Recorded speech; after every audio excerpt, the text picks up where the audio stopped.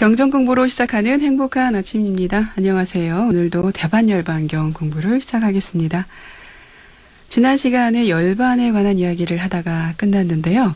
오늘도 열반에 관한 이야기를 조금 더 하고 넘어가겠습니다. 지난번에 열반이라고 하는 니르바나의 뜻이 바람등이 불기를 멈추다, 촛불등을 불어서 끄다, 촛불등이 불어서 꺼진 상태라고 말씀드렸습니다. 그렇다면 우리 마음 안에 무엇이 꺼진 상태인가 라는 얘기까지 드렸고, 그것이 바로 가래가 소멸한 것, 그것이 바로 열반이라고 말씀을 드렸습니다. 이러한 열반은요, 감각적 욕망에 대한 가래와 존재, 그 깊은 선정 체험의 경지에서 오는 그런 존재에 대한 가래, 그런 가래와 존재하지 않으려는 가래로 설명되는 모든 종류의 가래가 다 소멸되고 사라진 경지입니다. 삼독, 즉 탐욕, 성냄, 어리석음, 탐, 진, 치를 삼독이라고 하는데요. 이러한 탐진치로 표현되는 모든 해로운 심리 현상들이 모두 다 불어서 꺼진 상태를 말합니다. 그렇다면 무엇으로 이러한 해로운 심리 현상들을 불어서 다 끌 수 있을까요? 그것은 바로 팔정도라고 합니다. 대반열반경에서 부처님께서 말씀하셨죠. 부처님께서 수바타 유행승에게 설한 법문 기억하시지요? 그때 부처님께서 이렇게 말씀하셨습니다. 어떤 법과 유래에서든 8가지 성스러운 도, 팔정도가 있으면 거기에는 사문도 있다라고 하셨습니다. 부처님께서 고구정령하게 당부하신 말씀이 바로 팔정도인 것입니다. 그래서 열반은 팔정도의 실천을 통해서 구현하게 되는 궁극의 경지입니다. 열반은 죽고 나서만 실현되는 경지가 결코 아닙니다. 열반은 살아있는 육신의 상태에서 팔정도를 통해서 지금 여기에서 실현해야 하는 것입니다. 그렇다면 반열반이라고 하는 건 도대체 무엇일까요? 이 반열반은 파리 니르바나라고 얘기를 드렸습니다. 이 파리는 완전한이라고 말씀드렸죠. 그래서 파리 니르바나 반열반은 완전한 열반을 말하는 것입니다. 열반은 육신이 있는 상태에서 성취할 수 있다고 말씀드렸습니다. 그러나 반열반은 가래뿐만 아니라 육신까지도 없어진 상태에서 성취되는 열반을 말하는 것입니다. 그래서 반열반은요, 파리 니르바나, 그것은 무여열반이라고 하고, 이것은 남음이 없는 열반을 말합니다. 그것에 비교해서 육신이 있는 상태에서 성취되는 열반은 유여열반, 즉 남음이 있는 열반이라고 하는 것입니다. 이렇게 6번째 바나와라에서는요, 열애께서 마지막 유훈을 남기시고 반열반에 드시는 장면이 나왔습니다. 말라 사람들이 부처님 존체를 예배를 올리고 난 후에 화장을 하려고 했지만 마하가섭 존자가 부처님 발에 예경을 올리기 전에는 장작에 불이 붙지 않았다는 이야기도 나왔습니다. 화장이 끝난 후 도나바라문에 의해서 8군데로 살이 분배가 되었고, 살이 함은 도나바라문에게, 화장을 하고 남은 수춘 모리아 사람들에게 주어졌습니다. 그래서 총 10개의 탑이 세워졌다고 말씀드렸습니다. 여기까지의 내용이 디가니까야의 대반열반경의 모든 내용이었습니다. 지금까지 공부한 디가니까야 2권 16장의 대반열반경에서는 부처님께서 반열반에 드시기 전 2년 동안 걸어서 유행하셨던 18장소가 나왔습니다. 대반열반경의 총 정리로 다시 한번 그 18장소에서 설하신 법을 간단히 요약을 해 보겠습니다. 부처님께서 마가다 수도 라자가하 왕사성의 독수리봉에 계실 때, 그러니까 첫 번째 장소죠. 거기서 아자타사뚜 왕이 왓지국의 정복을 계획하면서 부처님께 대신을 보내 의견을 구합니다.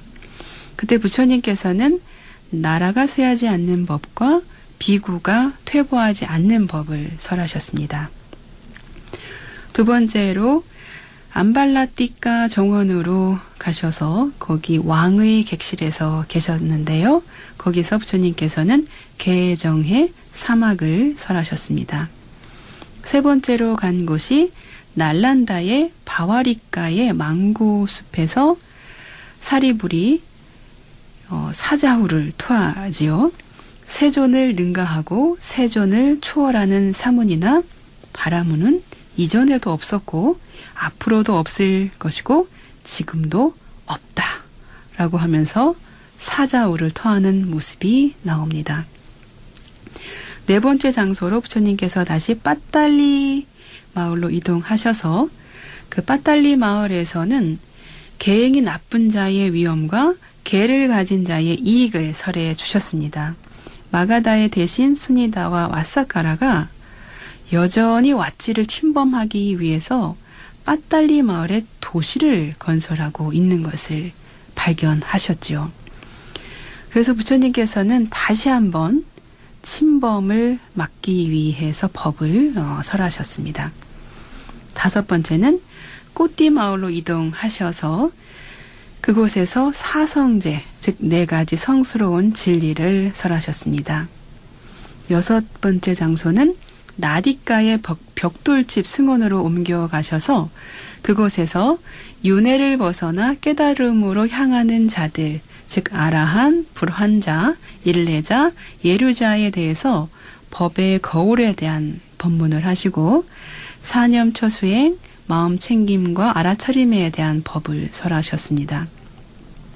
일곱 번째는 웨샬리의 암바빨리의 망고숲으로 가셨습니다. 그곳에서 암바빨리 기녀의 공양을 받으셨습니다. 여덟 번째 장소는 웨샬리의 벨로아 마을로 이동하셨지요. 그곳에서 안거에 드셨는데요. 부처님께서는 그 안거 도중에 아주 혹독한 병에 걸리셔서 죽음에 다다르는 극심한 고통을 겪으셨고 겨우 기력을 회복하시고 나서 자신과 법을 섬으로 삼고 귀처로 삼으라는 법을 설하셨습니다. 그렇게 안거를 끝내시고 부처님께서 다시 9번째 장소인 웨샬리의 짜팔라 탐묘에 들어가십니다. 웨샬리의 짜팔라 탐묘를 보시면서 그 탐묘가 참으로 아름답다라고 하셨습니다. 그러시면서 당신이 일겁을 머물 수 있다고 말씀하셨습니다. 그런데 그때 아난다 존자가 마라빠삐만에게 사로잡혀서 부처님께 오래도록 머물러 달라고 간청을 하지 않았다고 말씀드렸습니다.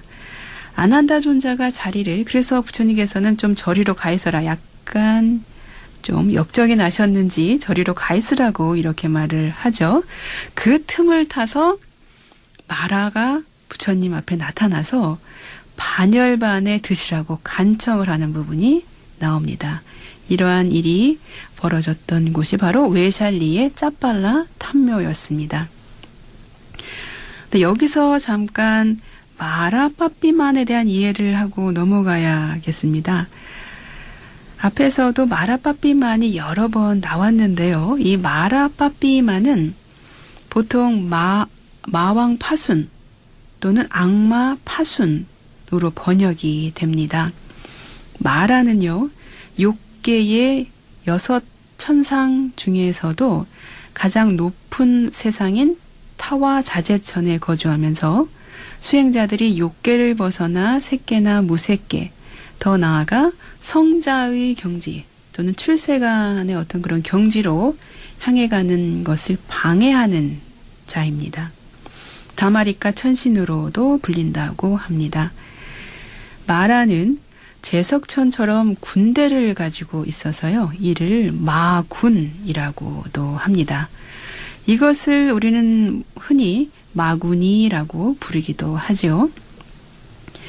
부처님께서 마라 빠삐만에게 당신이 3개월 후에 반열반에 들 것이라고 하시며 수명의 상카라를 포기하시게 됩니다. 그곳에서 아난다 존자에게 8가지 회중과 8가지 지배의 경지와 8가지 해탈에 관한 법을 설하셨습니다.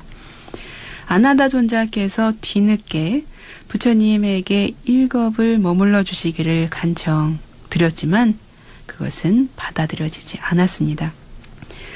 부처님께서는 다시 외샬리 큰 숲의 중각강당으로 자리를 옮기십니다. 여기가 바로 10번째 장소인데요. 그곳에서 비구들에게 37조도품을 설하셨습니다. 다시 다른 장소로 이동하시면서 코끼리가 뒤를 돌아다 보듯 아주 천천히 외샬리를 뒤돌아보시고는 다시 반다 마을로 이동하셨고요. 11번째 마을, 12번째는 하티 마을로 가시고 13번째 암바 마을을 가십니다. 14번째 장소로 잠부 마을로 해서 15번째 보가 나가라의 아난다 사당으로 이동하셨습니다. 보가 나가라에서 4가지 큰 권위에 대해서 설하셨습니다. 그리고 다시 말라족 빠와의 쭌다의 망고숲으로 가시게 됩니다. 이것이 바로 16번째 장소가 되겠습니다. 대장장이 아들 쭌다의 망고숲으로 가셔서 그 대장장이 아들 쭌다의 공양을 받으시고 아주 극심한 이질에 걸리셔서 물을 찾으시는 모습이 나옵니다.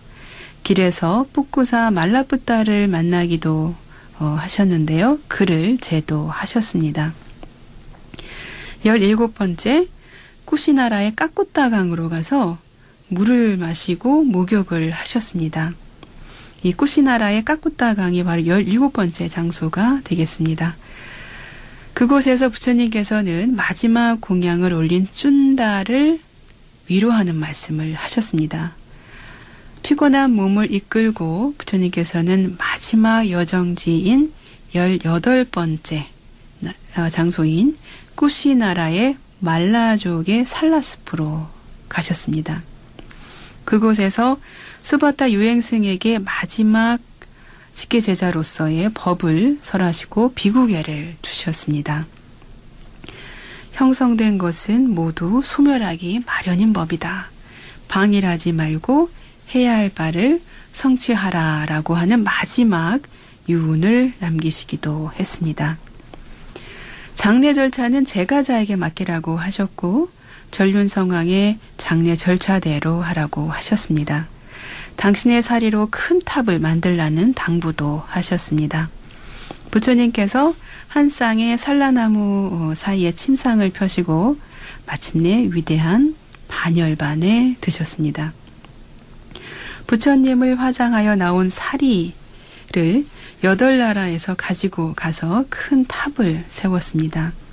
사리함과 재를 가지고 다시 2개의 큰 탑이 세워졌습니다.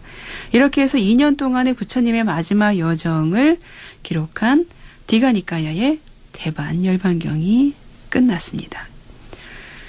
네, 지금까지 공부한 남방불교 계통의 대반열반경은 연대기적인 관점에서 부처님의 마지막 발자취를 기술하고 있었고 서가모니 부처님께서 돌아가시게 된 과정과 돌아가실 때의 광경, 장례 절차와 다비 장면과 유고를 나누어서 탑을 만드는 과정 등을 주로 역사적인 사실에 입각해서 서술 했고 인간적인 부처님의 모습을 많이 부각시켰습니다. 지금부터 다시 공부할 남본 대승열반경은 앞서 공부한 디가니까야의 대반열반경으로부터 거의 500년 뒤에 완성된 경전입니다. 이 남본 대승열반경은요, 해엄 스님과 해관 스님이 중국의 동진과 송나라의 시인이었던 사영운 등과 함께 북본 열반경을 바탕으로 해서 법현 스님이 번역한 대반니원경과 대교해서 36권 25품의 대반열반경으로 번역한 것입니다. 교재는 운호 스님께서 옮기셨고요. 동구 역경원에서 펴낸 열반경 1, 2권으로 공부하겠습니다. 이 남본 대승열반경은 몇 차례의 증보 과정을 거쳐서 오늘날의 대승열반경이 된 것입니다. 대승열반경은 부처님의 인멸 당시의 광경을 역사적으로 바르게 기술하려는 목적보다는요, 대승불교적인 사상을 더 많이 강조하는 경전입니다. 디가니까야의 대반열반경에는 아난다 존자를 비롯해 제자들과 부처님과의 대화 형식을 취했지만요, 이 대승열반경은 여러 보살들과 부처님의 대화 형식으로 되어 있습니다. 남방불교 계통의 경전 가르침과 조화를 도모하고 있기는 하지만요, 대승열반경에서는 부처님의 가르침을 초월적인 힘으로 믿고 의지함으로써 마음의 안정과 평화를 얻고자 하는 그런 종교화하는 그런 모습을 보이고 있고요. 부처님을 신격화해서 대승사상을 고취하려는 목적을 드러내고 있습니다. 네, 그래서 지금부터는 대승사상에 입각한 대승열반경을 공부하겠습니다. 열반경 연구의 권위자인 도쿄대학의 시모다 마사히로 교수님은요, 당신의 책 열반경 연구 머릿말에서 다음과 같은 말을 했습니다. 단숨에 열반경을 해독해 보이겠노라 생각하며 대수롭지 않게 여기고 있던 필자는 서서히 기본적 자세의 오류를 알아차리기 시작하였다. 열반경을 명석하게 해석한다는 것은 어림도 없는 일이었다. 그러나 거기에는 명석함 이상의 무언가 분명한 존재감이 있었다. 거기에 접근하기 위해서는 경전의 말을 하나하나 물어가는 노력을 거듭해야 하는 오로지 이 하나의 길밖에 주어져 있지 않았다. 해석이라는 것을 포기하고 그 길을 더듬어 가자 신기하게도 열반경은 처음으로 그 모습을 친근하게 드러내었다. 네, 저희가 앞에서 디가니까야의 대반열반경을 아주 쉽고 재미있게 공부했습니다. 네, 그래서 이 대승열반경도 쉽고 재미있을 거라는 기대로 아주 대수롭게 집어 들으셨을 수도 있습니다. 책을 구매해서 지금 함께 공부하고 계신 불자님들이 계실 텐데요. 시모다 마사히로 교수님처럼 대승열반경 공정 공부를 하는데 너무 어렵다라고 하는 생각이 들 수도 있으시겠습니다. 하지만 한 페이지 한 페이지 내용을 따라가다 보면 귀중한 보석을 분명히 발견하게 될 것으로 기대됩니다. 다음 시간에는 대승열반경의 주요 내용을 살펴보겠습니다. 대승열반경 교재 맨 앞쪽에 나와 있는 열반경 해제를 요약해서 보도록 하겠습니다. 시간이 되시는 분들은 앞에 해제부터 읽고 오시면 아주 도움이 많이 될 것 같습니다. 네, 오늘은 여기서 마치겠습니다. 부처님의 유운을 마음에 새기며 오늘의 경전 공부를 마치겠습니다. 형성된 것은 모두 소멸하기 마련인 법이다. 게으르지 말고 부지런히 정진하라.